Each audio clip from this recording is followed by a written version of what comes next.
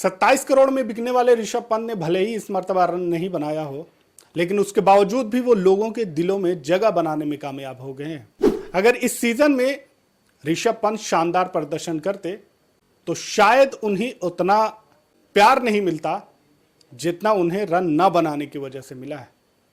और इसकी वजह गोयनका जी हैं। संजीव गोयनका जी जो अपने बिहेवियर के लिए काफी मशहूर हैं।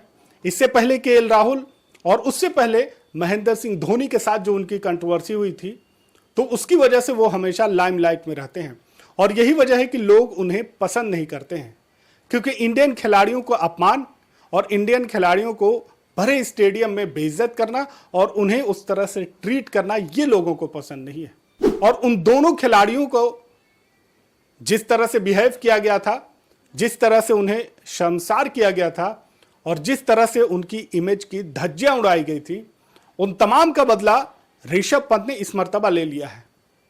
ऋषभ पंत इस साल आईपीएल में सबसे महंगे खिलाड़ी थे और संजीव गोयनका जी जब ऋषभ पंत को खरीद रहे थे तो आखिर में उनकी टक्कर दिल्ली कैपिटल से ही हो रही थी।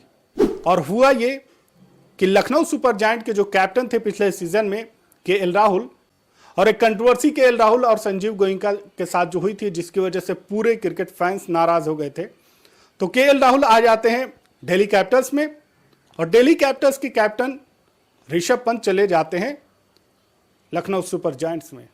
और उसके बाद ये उम्मीद जताई जा रही थी कि ऋषभ पंत इस मर्तबा शानदार प्रदर्शन करेंगे। ऋषभ पंत जिस तरह के खिलाड़ी हैं, उनके उसी टैलेंट को देखते हुए यहां पर एक बहुत बड़ा दांव खेला था और लखनऊ की पूरी कोशिश थी कि इस मर्तबा चाहे जितना पैसा लगे लेकिन ट्रॉफी लेकर ही आना है। और खिलाड़ियों पे दिल खोल कर पैसा बहाया गया और एक शानदार और जबरदस्त कैप्टन की जरूरत थी एलएसजी को, क्योंकि केएल राहुल से मनमुटाव की वजह से केएल राहुल ने पहले ही कह दिया था कि वो टीम छोड़ने वाले हैं और यही वजह है कि केएल राहुल को रिटेन भी नहीं किया गया। लेकिन ऋषभ पंत के आने के बाद भी टीम की परफॉर्मेंस नहीं सुधरी। टीम के दूसरे खिलाड़ियों ने अच्छा प्रदर्शन किया, टीम शुरुआती मैचेस में अच्छे परफॉर्म भी कर रही थी, लेकिन 27 करोड़ में बिकने वाले ऋषभ पंत के बल्ले से रन ही नहीं आ रहे थे। और ऐसा लग रहा था कि ऋषभ पंत का फॉर्म अचानक से गायब हो गया है।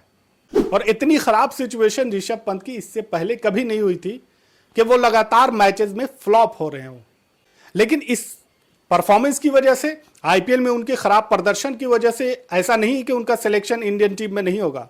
ऋषभ पंत एक मजबूत खिलाड़ी हैं, मजबूत दावेदार है इंडियन टीम के लिए और इनकी इस परफॉर्मेंस से टीम इंडिया में उनके सिलेक्शन को कोई रुकावट नहीं पड़ने वाली। अगर कोई दूसरा खिलाड़ी होता या किसी और टीम में होते तो शायद उनकी ट्रोलिंग बहुत ज्यादा होती, उन्हें जबरदस्त तरीके से क्रिटिसाइज किया जाता। लेकिन सिर्फ और सिर्फ संजीव गोयनका जी की वजह से, लोग ऋषभ पंत के फ्लॉप होने से, लोग ऋषभ पंत के रन नहीं बनाने की वजह से और ज्यादा खुश हैं। और यह खुश इस वजह से है कि केएल राहुल के साथ जो बिहेवियर किया गया था, महेंद्र सिंह धोनी के साथ जिस तरह का बिहेव किया था, तो इन दोनों का बदला यहां पर ऋषभ पंत ने ले लिया है कि एक तो आपसे हम पैसे भी लेंगे और रन भी नहीं बनाएंगे, और आपकी जो ख्वाहिश है ट्रॉफी जीतने की, वो भी हम होने नहीं देंगे। तो अब यहां पर इस सीजन के बाद गोयनका जी पूरी तरह से फंस चुके हैं कि इतना पैसा लगाने के बाद भी ऋषभ पंत को रखा गया, लेकिन ऋषभ पंत के बल्ले से परफॉर्मेंस नहीं आई। और जब आपका कैप्टन ही अच्छा परफॉर्म नहीं कर रहा हो तो जाहिर सी बात है आपकी टीम आगे जाकर लड़खड़ाएगी। और वही हुआ एलएसजी के साथ। शुरुआत में कुछ अच्छे मैचेस खेलने के बाद, उसके बाद से उनकी परफॉर्मेंस गिरती रही और आखिरकार ये टीम प्लेऑफ में क्वालिफाई भी नहीं कर पाई। और जिस तरह से लोग चाह रहे थे, लोगों की दिली ख्वाहिश ये थी कि लखनऊ सुपर जायंट एकदम निचले पायदान पर रहे, और वो सिर्फ और सिर्फ संजीव गोयनका जी की वजह से। और ये जाहिर सी बात है, अगर किसी टीम का ऑनर या किसी टीम का बड़े पोस्ट पे बैठा हुआ आदमी अगर खिलाड़ियों को बीच ही मैदान में इस तरह से बिहेव करने लगे और उस तरह से ट्रीट करने लगे, तो जाहिर सी बात है फिर लोगों के दिलों में वो जगह बनाने में नाकाम रहता है। लेकिन जब भी मैच होता है लखनऊ सुपर जायंट का, तो कैमरामैन भी वहां पर बार बार संजीव गोयनका जी को एक एक हरकत को दिखाता है, एक एक चीज को वहां पर नोटिस की जाती है। और वो सिर्फ इस वजह से कि फैंस उनको देखना भी चाहते हैं कि जब विकेट गिर रही हो तो उनका क्या इमोशन है, ऋषभ पंत जब आउट हो रहे हो तो उनका क्या इमोशन है, उनकी टीम हार रही हो तो उनका क्या इमोशन है, और टीम हारने के बाद फिर यह देखना चाहते हैं कि क्या वो किस दिन ऋषभ पंत से गलत बिहेव करते हुए नजर आए और वीडियो वायरल हो जाए। लेकिन इस मर्तबा संजीव गोयनका ने बहुत ही सब्र से काम लिया और अपने आप को बहुत कंट्रोल रखा, वरना जिस तरह की सिचुएशन थी और जिस तरह की परफॉर्मेंस रही ऋषभ पंत की, तो उसके बाद संजीव गोयनका जैसी पर्सनालिटी ऋषभ पंत को भी बख्शने वाली नहीं थी।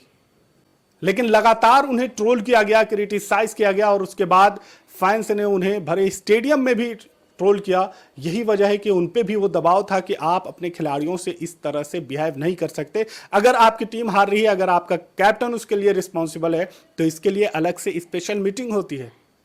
आप मीटिंग में जाएं, उन तमाम चीजों को वहां पर बताएं। दूसरी भी टीमें हैं, दूसरी भी फ्रेंचाइज हैं, दूसरे फ्रेंचाइज की जो ओनर हैं वो उनकी भी टीम हारती है, लेकिन वो अपने कैप्टन को इस तरह से डिसरेस्पेक्ट नहीं करते।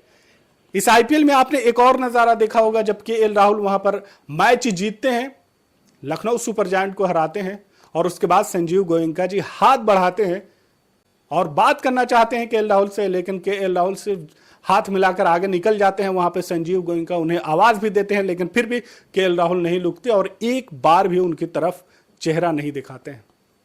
तो जिस तरह से आपने स्टार खिलाड़ी को डिसरेस्पेक्ट किया, उसकी वजह से उस खिलाड़ी के दिल में अभी भी दर्द है, और जाहिर सी बात है जब खिलाड़ी के दिल में दर्द है तो उनके फैंस भी ये नहीं चाहेंगे कि वो आपकी तारीफ करें।